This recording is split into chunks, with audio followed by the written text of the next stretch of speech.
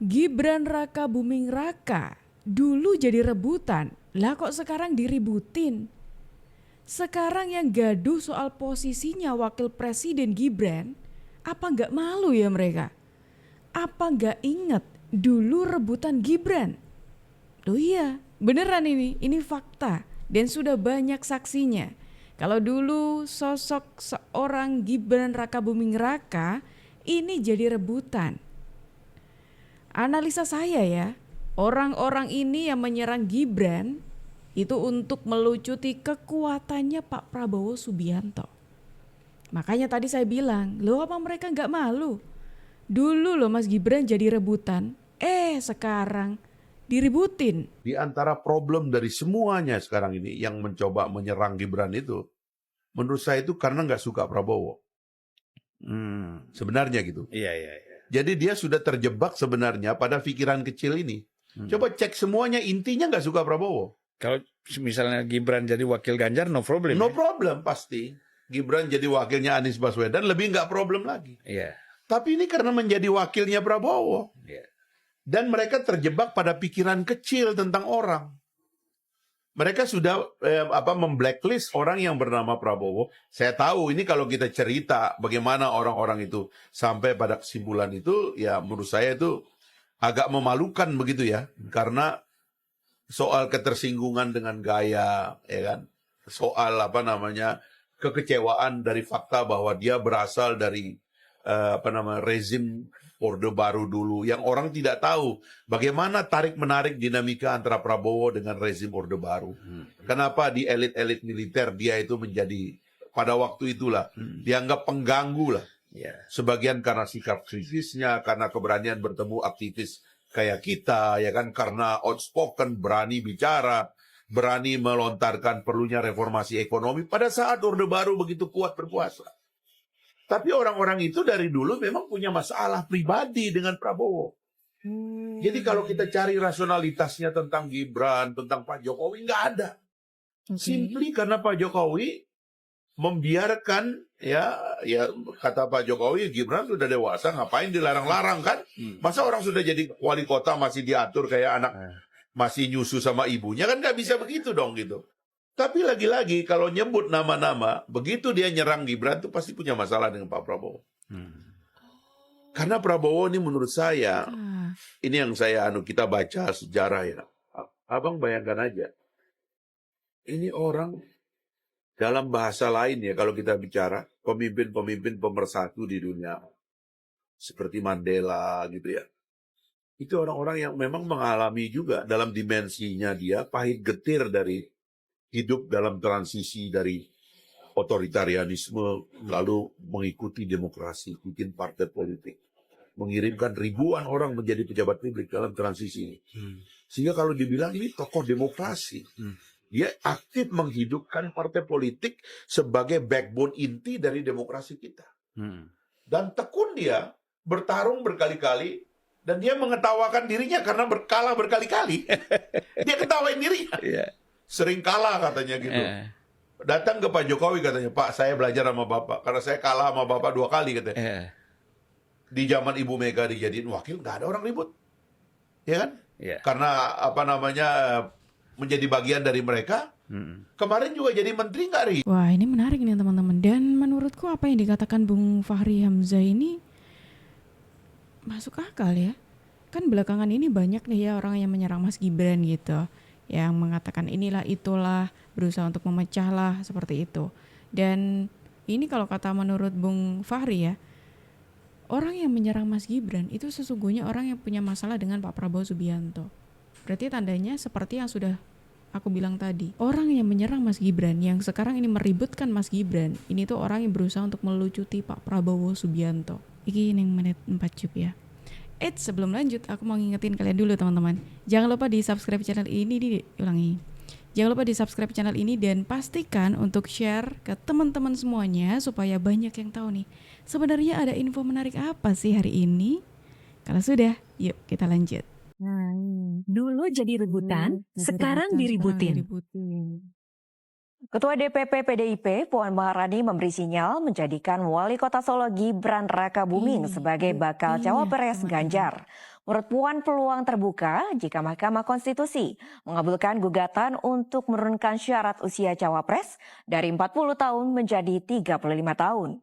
Jadi ya kalau memang kemudian di MK-nya kemudian disetujui untuk ada calon wakil presiden di bawah 40 tahun, ya mungkin saja bisa kemungkinan Mas Gibran yang maju. Wakil Ketua Umum Partai Nasdem Ahmad Ali memberi sinyal peluang bagi Wali Kota Solo Gibran Rakabuming Raka. Peluang itu terkait menjadi calon wakil presiden untuk mendampingi ex-gubernur DKI Jakarta Anies Baswedan di Pilpres 2024. Sebelumnya, Anies memang dibebaskan oleh Nasdem untuk memilih cawapresnya sendiri. Sementara menurut Ali, Gibran memenuhi kualifikasi untuk menjadi cawapres Anies. Hal itu diungkapkan Ali pada Selasa 15 November 2022. Putra Presiden Joko Widodo, Gibran Rakabuming Raka santer disebut menjadi cawapres pada Pilpres 2024. Wali Kota Surakarta tersebut dikabarkan menjadi cawapres rebutan antara koalisi Prabowo dengan Ganjar Pranowo. Namun Gibran terganjal dengan persyaratan usia minimal untuk menjadi cawapres yaitu 40 tahun. Putra Presiden Joko Widodo Gibran Rakabuming Raka mencuat untuk menjadi calon wakil presiden di Pilpres tahun depan. Bahkan dikabarkan jika Gibran Rakabuming Raka menjadi cawapres rebutan antara Prabowo Subianto dan Ganjar Pranowo. Tuh kan teman-teman. Beberapa kali Gibran bertemu dengan Ketua Umum Partai Gerindra Prabowo Subianto, sehingga menimbulkan sinyal bahwa wali kota Surakarta tersebut bakal menjadi cawapres mendampingi Prabowo. Menurut politikus Partai Gerindra Habibur Rahman, Gibran merupakan sosok yang track recordnya baik dan bisa saja dipertimbangkan untuk mendampingi Prabowo Subianto, tergantung dari kesepakatan partai koalisi. Wali Gibran adalah sosok anak muda yang sangat menonjol, ya. Di usia yang muda beliau sudah menunjukkan kepemimpinan yang matang, prestasinya signifikan, bagus, berhasil menang di Pilwali Kota Solo dan ketika memimpin menunjukkan kinerja yang luar biasa. Tuh, makanya tadi aku bilang kan teman-teman, apa mereka ini gak malu? Dulunya loh Mas Gibran ini diributin, dijadikan rebutan gitu ya. Lah kok sekarang diributin, ya kan? Dan gak heran juga banyak pandangan-pandangan yang menilai ini ada maksud terselubung nih di balik mereka yang membuat gaduh soal Mas Gibran ini gitu loh teman-teman. Itu tadi sekaligus bukti kalau Mas Gibran ini benar-benar jadi rebutan. Dari kubunya Pak Anies pun jadi rebutan, dari kubunya Pak Ganjar pun jadi rebutan. Bahkan ini ada juga nih yang memberikan pernyataan kalau Pak Anies itu pengen Mas Gibran jadi wakilnya, begitupun juga dengan Pak Ganjar. Tapi Mas Gibran lebih memilih bersama dengan Pak Prabowo Subianto. Pak Anies terutama juga pernah mendekati Gibran ini, datang ke Solo, kemudian juru Dalam proses dulu kan salah. Ini bukan aib, ini bukan aib. Artinya wajar-wajar saja. Seorang Anies Baswedan juga berusaha membangun koalisi dengan Pak Jokowi. Itu dibuktikan dengan pernyataan Mas Angga. Mas Angga ini orang yang sangat dekat dengan Pak Anies, dia mengatakan seandainya Mas Gibran ini bisa 2 periode bersama Mas Anies, itu akan sangat bagus sekali gitu loh. Pak Anies terutama juga pernah mendekati Gibran ini, datang ke Solo, kemudian juru Dalam proses dulu kan salah. ini bukan aib, ini bukan aib. Artinya wajar-wajar saja. Seorang Anies Baswedan juga berusaha membangun koalisi dengan Pak Jokowi. Itu dibuktikan dengan pernyataan Mas Angga. Mas Angga ini orang yang sangat dekat dengan Pak Anies, dia mengatakan seandainya Mas Gibran ini bisa 2 periode bersama Mas Anies, tentu akan sangat bagus sekali gitu loh. Pak Anies terutama juga. Itu pernyataan dari timnya Pak Anies yang mengatakan Pak Anies juga sudah mulai waktu itu ya, mulai melobi-lobi, mulai mendekati Pak Joko Widodo karena menginginkan tujuannya untuk Mas Gibran ini supaya jadi wakilnya. Bahkan sudah membayangkan akan menjabati posisinya 2 periode bersama dengan Mas Gibran. Itu kalau dari sisinya Pak Anies Baswedan. Sekarang giliran dari sisinya Pak Ganjar nih. Pak Ganjar dari PDIP yang pastinya menginginkan, dan itu pernah dinyatakan juga oleh teman-teman PDIP, menginginkan Mas Gibran ini jadi wakilnya Pak Ganjar. Menariknya lagi, bahkan sebelum diumumkan ya, sebelum Mas Gibran ini memutuskan pilihannya juga, PDIP ini udah pede banget. Pede kalau bakal menang ya, hat-trick gitu ya. Hat-trick di Pilpres kemarin, Pilpres 2024, dan mengatakan ada sosoknya Pak Jokowi, ada sosoknya Mas Gibran juga. PDI Perjuangan kader-kadernya hebat-hebat. Kader muda Gibran jadi rebutan semua orang. Tuh. Pak Joko Widodo sukses 2 periode. Kami hanya memohon kepada Tuhan kemenangan hat-trick. Insya Allah akan terjadi. Tapi dengan putusan MK masih optimis nggak? Oh, tetap optimis. Hormati itu putusan MK loh. Suara di dalam PDI sendiri bagaimana menanggapi soal putusan MK kemarin, Bang Ruhut? Kami tenang-tenang aja. Lihat kemarin waktu deklarasi Projo. Keren nggak Pak Joko Widodo? Orang mau bilang apa, dia tetap kader kami. Tetap tegak lurus. Dia katakan apa? Tapi ngomong-ngomong gini, oke, Gibran merupakan kader dari PDIP. Apakah akan tegak lurus tetap di PDIP atau jangan-jangan akan pindah ke yang lain? Oh, Ibu Mega itu jujur saja, kami semua mau presiden kadernya, mau gubernur, ya, mau kami semuanya. Kalau dari Ibu Mega ngomong, memang kami sangat patuh, loyal kepada beliau. Tuh, sudah dengar sendiri kan? Hat-trick katanya. Karena melihat ada Pak Jokowi, ada Mas Gibran di dalamnya. Tapi ketika semuanya sudah terjadi nih ya, Pak Jokowi dan Mas Gibran tidak bersama, tuh nyungsep juga kan pada akhirnya begitu. Berarti memang semuanya tuh sudah tahu seberapa kuatnya Pak Jokowi ataupun Mas Gibran. Terus sekarang berusaha untuk menggoyah Pak Prabowo melalui Mas Gibran nih, teman-teman. Makanya kita jangan terkecoh, teman-teman ya. Ini tuh tujuan mereka untuk menggoyah Pak Prabowo seperti yang tadi sudah dikatakan di awal ya sama Bung Fahri. Mereka yang menyasar Mas Gibran, ini sebetulnya mereka punya masalah dengan Pak Prabowo Subianto. Ini Ganjar nemui Gibran tidak mau. Anies nemui Gibran. Namanya Pak Jokowi nih yang memberikan pernyataan Mas Gibran ini tidak mau ketika diminta menjadi wakilnya oleh Pak Anies dan juga Pak Ganjar. Gibran tidak mau.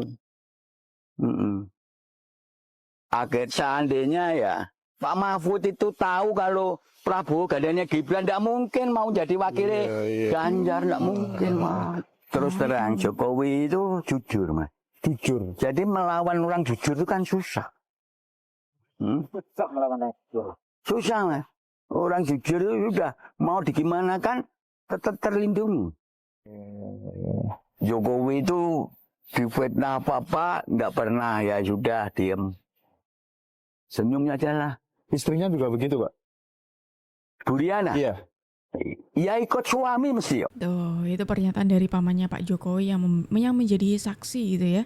Bagaimana Mas Gibran ini sudah dilobi-lobi sama Pak Ganjar ataupun Pak Anies, tapi tidak mau ketika diminta menjadi cawapresnya waktu itu. Dan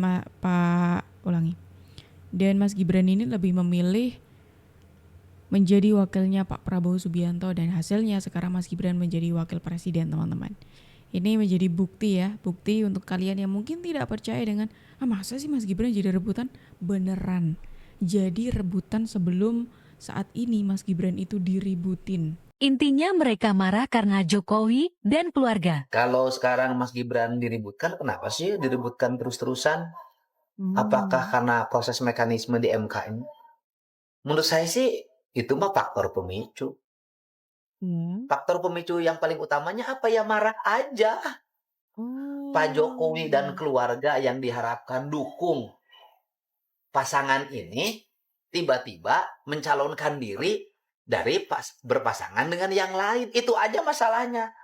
Kenapa jadi marah? Ya marah karena kekuatannya hilang, separuh kekuatannya pergi. Kalau separuh kekuatannya pergi, emang bagaimana? Ya potensi kalahnya tinggi. Terus kenapa Mas Gibran dimasalahin? Mas Gibran dimasalahin kenapa? Karena bukan persoalan hanya anak presiden yang dimalahin. Anak presiden juga banyak kok. Gitu loh. Masalahnya yang dimasalahin itu adalah memang kualifikasinya juga memenuhi syarat. Bahasa Inggrisnya pintar. Memimpinnya bagus, Pada saat orang lain nih, tempat sampahnya kebakaran, sampah di Bantar Kebang numpuk nggak keurus, gitu ya. Tuh di Solo sudah bikin tuh pabrik pengelolaan sampah, nanti melahirkan energi listrik. Bukankah itu prestasi? ya kan? Ya, terlepas dari persoalan bahwa kontroversi banyaknya proyek strategis nasional di situ, tetapi juga manajemen kepemimpinannya baik. Jangan salah loh. Bungkukin badan kayak gini, ukuran anak presiden teh hese. Intinya mereka Ini pernyataan dari Bung Deddy Mulyadi yang memberikan, ini menarik teman-teman. Jadi saya kan dari tadi udah bilang ya, Mas Gibran ini saat ini sedang diributin, padahal dulunya itu direbutin gitu. Yang menariknya sampai detik ini Mas Gibran yang diributin ini ya orang-orang itu sebenarnya gak suka aja, memang gak suka gitu loh ya. Dan fakta kalau Pak Jokowi dan keluarganya itu orang yang luar biasa, menambahi rasa ketidaksukaan mereka gitu ya. Mencari celahnya tuh susah ya kan. Mencari celah susah, terus ya apapun itu jadinya disangkut-sangkutin dengan Pak Jokowi ataupun Mas Gibran.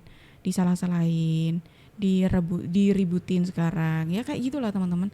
Emang dasarnya gak suka. Dan kalau kita bicara soal orang-orang yang gak suka, saya jadi ingat, kalian masih ingat ini kan, masalah jenderal kemarin yang menyuarakan ada 8 poin. Itu kita kan sudah tahu ya, kita sudah tahu, sudah menduga-duga sih lebih tepatnya, sudah menduga-duga, oh kayaknya ada orang nih di balik ini semuanya. Ternyata mereka tuh sudah sempat keceplosan siapa sih orang di baliknya. Soal yang poin 1, tapi yang saya bicara kalau kembali ke Undang-Undang Dasar 45. Nanti kita akan bahas soal yang poin 1, tapi yang saya bicara soal poin ke-9 itu benar ada? Ada, itu usulan daripada Habib Rizik. Bagaimana kemudian para purnawirawan ini bisa bertemu dengan Habib Rizik? Pengakuan yang menarik dari kami putar para purnawirawan nih. Untuk mendengarkan suara rakyat kami putar. Bahkan saya ini terlambat karena saya diundang oleh MUI dan Muhammadiyah. MUI dan Muhammadiyah. Maksudnya? Di belakang bertemu. Membicarakan apa Pak Soeharto? Ya? Membicarakan apa? Enggak, ya karena dia cuma mengatakan kami mendukung Pak Harto. Kami mendukung 8 poin itu? Yes. MUI dan Muhammadiyah? Iya. Ini bukan asal klaim nih Pak, atau perorangan? Tidak. Secara organisasi atau perorangan? Secara organisasi. Sorry, ini agak serius Pak, kalau bicara soal secara organisasi. Dari mana Bapak bisa mengatakan bahwa MUI dan Muhammadiyah mendukung purnawirawan TNI 8 poin usulan itu? Secara organisasi pada Pak waktu itu bersurat kepada mereka, oh Pak, nanti kami undang Bapak bertemu sana. Kita jadi tahu nih teman-teman. Ternyata ini pengakuan yang menarik dari purnawirawan yang mengaku secara terang-terangan kalau mereka itu mengikuti perkataan atau ucapan dari Habib Rizik ternyata. Dan kita sudah tahu Habib Rizik itu backgroundnya siapa, anak Abah, ya kan? Suka sekali tuh menarasikan narasi-narasi yang hoax seperti itu. Makanya gak heran kalau sampai detik ini masih ada keributan-keributan yang diperbuat oleh mereka-mereka ini. Ya karena yang mereka dengarkan ya omongan dari orang yang suka sekali menyebarkan hoax gitu loh ya. Seperti Habib Rizik gitu. Bahkan sampai kemarin tuh ya masalah memakzulkan Mas Gibran, mereka kan juga menyuarakan hal itu ya kan. Semua kekuasaan itu kepada Pak Prabowo. Yang sudah berlalu, ya tahu diri, ya Pak SBY dari dulu juga waktu saya ikut Pak SBY selesai, ya kita juga selesai. Kita biarkan Pak Jokowi. Saya ikut Habibie dulu, Pak Habibie selesai, kita biarkan Pak Gus Dur berkuasa. Itu tradisi itu harus terjadi. Nggak boleh lagi ada menteri-menteri datang ke Solo ngaku ini bos saya, ada kemudian orang ngaku bos saya. Udahlah, ini enough is enough. Itu mungkin dari saya Pak Karni. Ya bagus sekali uraiannya, apalagi tentang sejarah. Tapi kalau yang terakhir tadi bahwa menteri-menteri pada datang, sehingga terkesan matahari kembar itu nyata jadinya. Tapi dari Pak Jokowi sendiri, kok ada sespimti polisi-polisi yang ikut sespimti diundang ke rumahnya di Solo.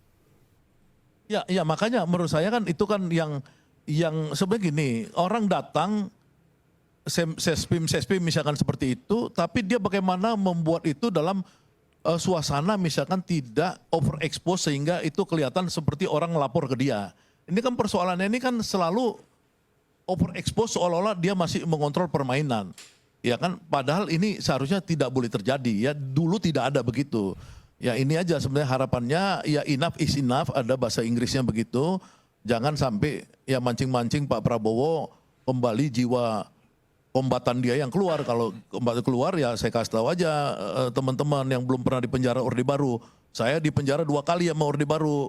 Masuknya tuh di sel tentara gitu loh, hati-hati gitu. Makasih. Oh, jangan pancing marahnya Pak Prabowo Subianto ya. Jangan pancing marahnya. Ini juga menjadi salah satu bukti kalau ternyata memang ada trik-trik yang mereka mainkan untuk menghancurkan Pak Prabowo Subianto melalui Mas Gibran Rakabuming Raka. Menarik ini teman-teman. Gimana kira-kira kalau menurut kalian? Silakan tulis pendapat kalian di kolom komentar dan terima kasih karena kalian sudah menemani aku dari awal sampai akhir. Sekian dari aku, sampai jumpa.